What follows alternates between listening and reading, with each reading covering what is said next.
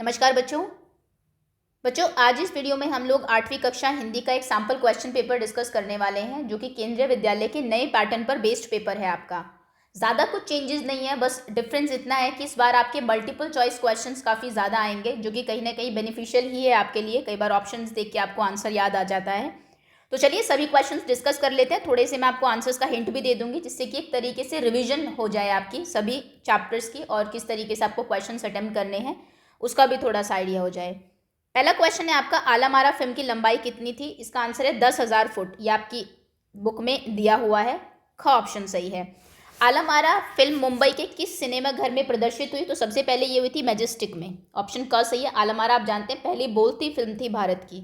जब सिनेमा ने बोलना सीखा पाठ, इसके लेखक कौन है? ये लिखा है प्रदीप तिवारी ने। इनमें से कौन सा कलाकार आलमारा फिल्म में नहीं था?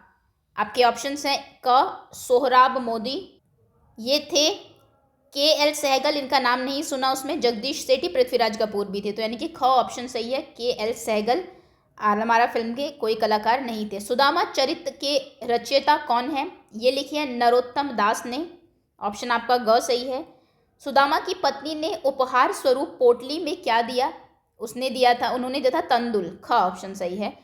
श्री कृष्ण ने सुदामा के पैर कैसे धोए? अपने आंसुओं से। अगला प्रश्न है, पुडुकोट्टई निम्नलिखित में से क्या है? पुडुकोट्टई तमिलनाडु का एक जिला है। का ऑप्शन सही है। जमीला को साइकिल चलाता देखकर लोगों की क्या प्रतिक्रिया होती थी? उसे ताने मारने की। वे उसे ताने मारते थे। ऑप्शन क सही होगा आपका। जहां पहिया है, इस पाठ के लेखक कौन है? ये लिखा है P साईनाथ ने। यानी कि आप देख लीजिए पैटर्न जिस तरीके से KVS ने दिया, आपको काफ़ी सारे प्रश्न जो है वो रिलेटेड टू लेखक या फिर पोएट पूछे हुए हैं, तो वो आप ज़रूर लर्न कर लीजिएगा। अगला प्रश्न है, लाला झाऊलाल को दुकानों के किराए के रूप में कितने रुपए मिलते थे? उन्हें मिलते थे 100 रुपये पर मास, 100 रुपये मासिक। लाला झाऊलाल ने पत्नी को कितने समय में रुपए देने का वादा किया? उन्होंने कहा था 1 सप्ताह में। का ऑप्शन सही है। अंग्रेज ने अकबरी लोटा कितने रुपए में खरीदा? 500 रुपये में उन्होंने उसको खरीदा था। ऑप्शन ग आपका सही होगा। कृष्ण को क्या खाना अधिक पसंद था? माखन रोटी उनको बहुत अच्छी लगती थी। ग ऑप्शन सही है। कृष्ण माता यशोदा से क्या पूछ रहे हैं? वो पूछते हैं कि उनकी जो चोटी है वो कब बड़ी होगी। ये चोटी है, उनकी चोटी कब बढ़ेगी? ऑप्शन आपका ग सही होगा।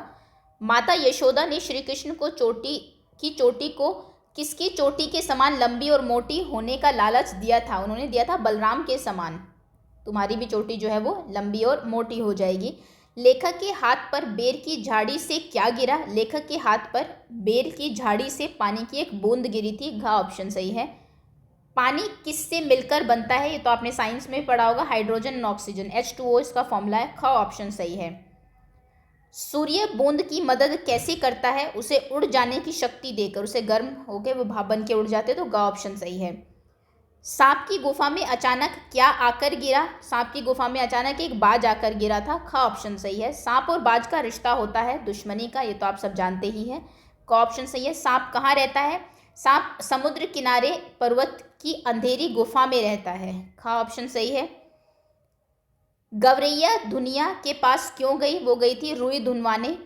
ख ऑप्शन सही है। दर्जी ने कितनी टोपियां सिली? दर्जी ने 2 टोपियां सिली थी। क ऑप्शन सही है। गरवैया ने राजा को कैसा बताया? उसने राजा को डरपोक बताया था। तो ये 25 प्रश्न है आपके चैप्टर से। आई एम श्योर 2-3 प्रश्न तो आपके आ ही जाएंगे आपके एग्जाम में।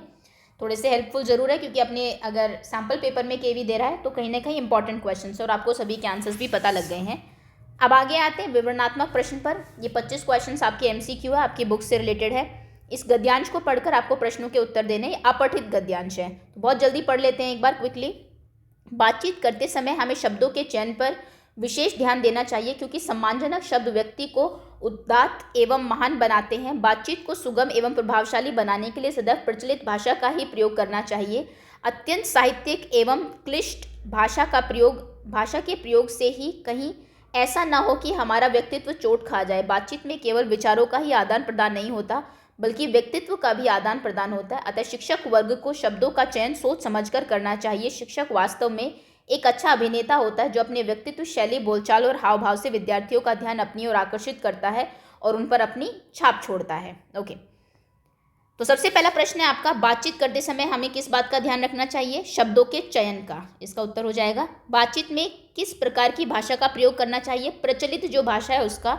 गद्यांश के अनुसार वास्तव में शिक्षक क्या होता है? वास्तव में शिक्षक एक अभिनेता होता है, एक एक्टर होता है। अत्यंत साहित्यिक एवं क्लिष्ट भाषा के प्रयोग से क्या नुकसान है? व्यक्तित्व जो है वो चोट खा जाता है ऐसी भाषा के प्रयोग से। उपयुक्त गद्यांश के लिए उचित शीर्षक लिखिए। तो शीर्षक हो सकता है इसका उपयुक्त बातचीत की कला, क्योंकि इसी बारे में आपका जो पूरा ये है पैराग्राफ वो आपको बता रहा है, बातचीत की कला। चलिए एक और है, लेकिन ये आपका पद्यांश है यानी कि पोयम है। कहती है सारी दुनिया जिसे किस्मत, नाम है उसका हकीकत में मेहनत। जो रचते हैं खुद अपनी किस्मत, वे कहे जाते हैं साहसी। जो करते हैं ईश्वर से शिकायत, वे कहे जाते हैं आलसी। जो रुक गया मिट गया उसका नामो निशा, जो चलता रहा अपनी मंजिल को पा गया। खुशी के हकदार है वही जिन्होंने दुख को सहा, छोड़कर दामन फूलों का कांटों की राह को चुना। निराशा का अंधकार मिटाकर आशा के दीप जलाओ, छोड़ भाग्य की दुहाई अपनी किस्मत स्वयं बनाओ। ये आपने पढ़ लिया, समझ भी आ गया होगा उम्मीद है आपको। पहला प्रश्न है, हकीकत में किस्मत किसको कहा जाता है? हकीकत में किस्मत मेहनत को कहा जाता है, मेहनत को। अगला प्रश्न है, अपनी किस्मत स्वयं रचने वाले को क्या कहते हैं? साहसी। एज पर पोएम आपको लिखना है। जो व्यक्ति रुक जाता है उसका क्या होता है? उसका नामो निशा मिट जाता है। असल में खुद के हकदार, खुशी के हकदार कौन लोग हैं? जो लोग सहते हैं, जो लोग दुख सहते हैं वो खुशी के हकदार है। इस काव्यांश से हमें क्या शिक्षा मिलती है? इस काव्यांश से हमें शिक्षा मिलती है कि मेहनत करके अपनी किस्मत हमें स्वयं बनानी चाहिए, ना कि किस्मत के भरोसे रहना चाहिए। ओके, अब एक गद्यांश आपको दिया हुआ है जो कि आपकी बुक से है, पाठ्य पुस्तक से। उम्मीद है ये आपने पढ़ा भी होगा, तो पढ़ना है फिर उत्तर देने आपको जो नीचे आपको प्रश्न पूछे गए हैं। एक दिन एकाएक आकाश में उड़ता हुआ खून से लथपथ एक बाज सांप की गुफा में आ गिरा। उसकी छाती पर कितने ही जख्मों के निशान थे, पंख खून से सने थे। वह अधमरा सा जोर शोर से हाँफ रहा था। जमीन पर गिरते ही उसने एक दर्द भरी चीख मारी और पंखों को फड़फड़ाता हुआ धरती पर लौटने लगा। डर से सांप अपने कोने में सिकुड़ गया, किंतु दूसरे ही क्षण उसने भांप लिया कि बाज जीवन की अंतिम सांसें गिन रहा है और उससे डरना बेकार है। यह सोचकर उसकी हिम्मत बढ़ी और वह रेंगता उस घायल पक्षी के पास जा पहुंचा। उसकी तरफ कुछ देर तक देखता रहा, फिर मन ही मन खुश होता हुआ बोला, क्यों भाई इतनी जल्दी मरने की तैयारी कर ली? आपकी बुक का है। अब क्वेश्चन देखिए, पहले क्या है? उपयुक्त गद्यांश किस पाठ से लिया गया है? पाठ का नाम है बाज और सांप। पढ़ा होगा आपने, बाज और सांप। पाठ के लेखक का क्या नाम है? ये लिखा है निर्मल वर्मा ने, वर्मा रचयिता है इसकी। जमीन पर गिरते ही बाज ने क्या किया? तो बाज दर्द भरी चीख मारी और पंखों को फड़फड़ाया। बाज को देखकर सांप कोने में क्यों सिकुड़ गया? वह डर गया क्योंकि बाज सांप को मार देता है, इसीलिए। सांप ने बाज को देखकर क्या भाप लिया? कि बाज अपनी अंतिम सांस से गिन रहा है। ओके, ये आपके प्रश्नों के उत्तर हो गए। अब एक पद्य है आपका, यानी कि पोयम है, उसको पढ़ना है और प्रश्नों के उत्तर देना। मैया कब ही बढ़ेगी चोटी, कितनी बार मोही दूध पियत भई, यह अजहू है छोटी। तू जो कहती बल की बेनी, जो हनै हा लांबी मोटी। काढ़त गुहत निहवावत जही, नागिन सी भुई लोटी। कांचो दूध पियावत पची पची, देती न माखन रोटी। सूर चिरजीवो दो भैया, हरी हलधर की जोटी। ओके, प्रश्न है, कौन अपनी चोटी को बड़ा करना चाहता है? तो श्री कृष्ण जी अपनी चोटी को बड़ी करना चाह रहे हैं। माता यशोदा कृष्ण को माखन रोटी की जगह क्या देती है? तो वो देती है उनको दूध।